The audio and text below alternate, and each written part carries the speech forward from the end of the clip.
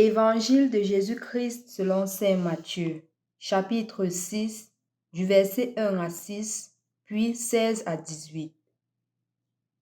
En ce temps-là, Jésus disait à ses disciples: Ce que vous faites pour devenir des justes, évitez de l'accomplir devant les hommes pour vous faire remarquer.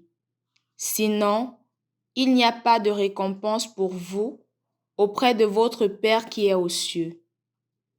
Ainsi, quand tu fais l'aumône, ne fais pas sonner la trompette devant toi, comme les hypocrites qui se donnent en spectacle, dans les synagogues et dans les rues, pour obtenir la gloire qui vient des hommes. Amen, je vous le déclare, ceux-là ont reçu leur récompense. Mais toi, quand tu fais l'aumône, que ta main gauche ignore ce que fait ta main droite, afin que ton aumône reste dans le secret.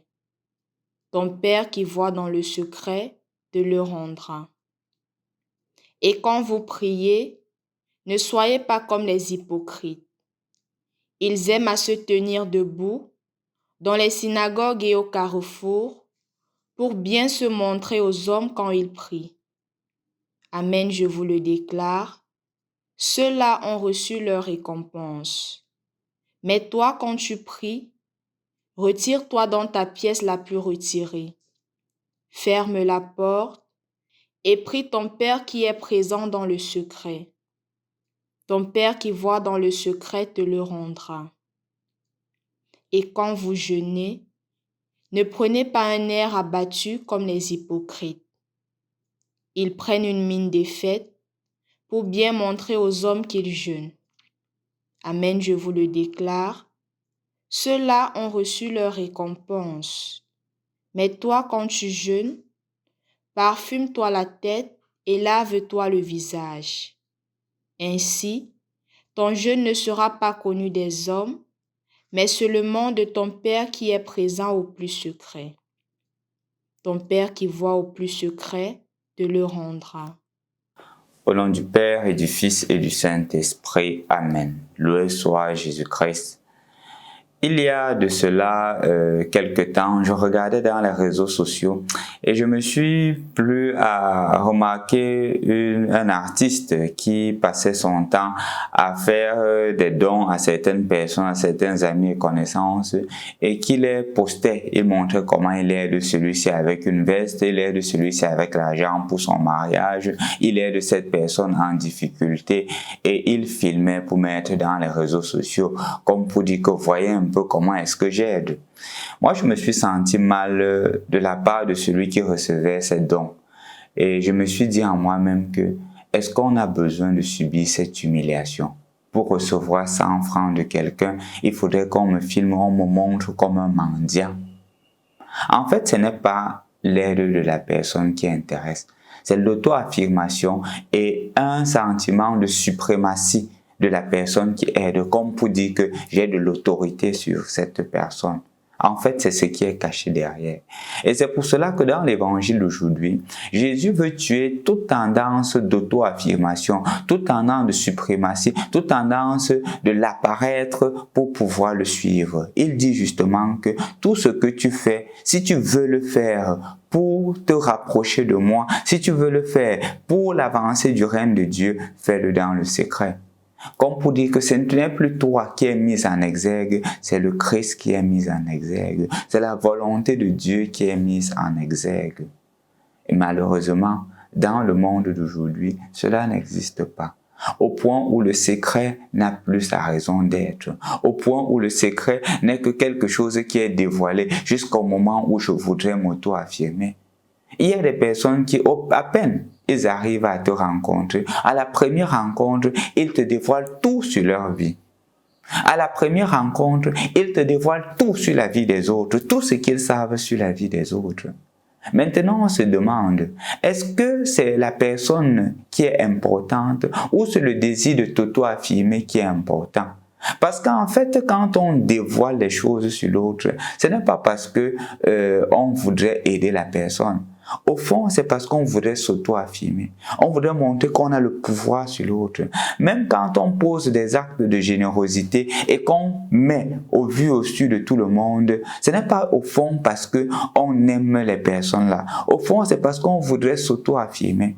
C'est la même chose lorsque nous allons dans les orphelinats. Qu'est-ce que nous faisons en fait? Quand on visite des orphelins, après on se filme avec les orphelins, on poste dans nos statuts, on poste dans nos comptes Facebook pour dire que ouais, j'étais allé aider les orphelins. On tient des paroles telles que ouais, ces personnes sont en train de vraiment souffrir.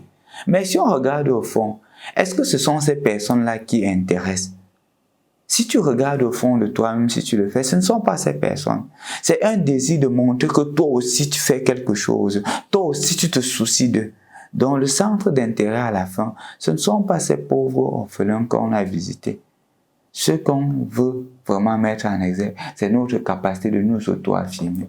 Mais on les dissimule dans des actes de générosité, dans le fait qu'on puisse dire que je m'en veux aussi les présenter pour que les gens viennent les aider. Non, au fond, ce n'est pas cela. Ce que tu as fait, fais-le dans le secret et le Seigneur te le revaudra. Ce qui est davantage marquant et même parfois alarmant, c'est même dans notre prière. Nous prions et on va dire aux autres que non, aujourd'hui j'ai prié. Vraiment, cette journée était une journée de prière intense pour moi. J'ai passé 3-4 heures de prière. Vraiment, c'est bon quand on prie. La prière, bien. On va faire l'adoration au Saint-Sacrement. Vraiment, j'ai fait l'adoration aujourd'hui. Ou par exemple, on a la messe validée. Donc, ces attitudes-là pour montrer que non, moi aussi je prie. Non.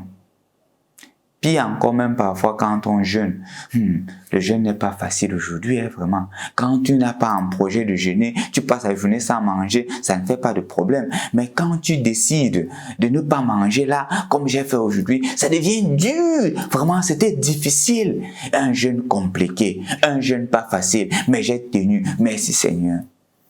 C'est généralement ce que nous faisons. Mais je voudrais qu'on se demande au fond, quand on fait cela dans les réseaux sociaux, quand on affirme cela, est-ce que c'est parce qu'on voudrait être unis au Christ ou c'est parce qu'on voudrait montrer aux autres que nous faisons aussi quelque chose? Parce que c'est ainsi que cela commence et cela perdure au point où nous ne sommes même plus capables de garder les secrets des autres. Au point où à la moindre difficulté, au moindre conflit avec une personne, je me mets à mettre sur le tapis, à mettre dans les réseaux sociaux les secrets que cette personne m'a confiés. Les secrets que cette personne m'a dit en me faisant entièrement confiance. Et je me dis, si on n'est pas capable d'être discret sur notre vie intérieure, comment pourrions-nous être discrets? Comment pourrions-nous garder les secrets des autres?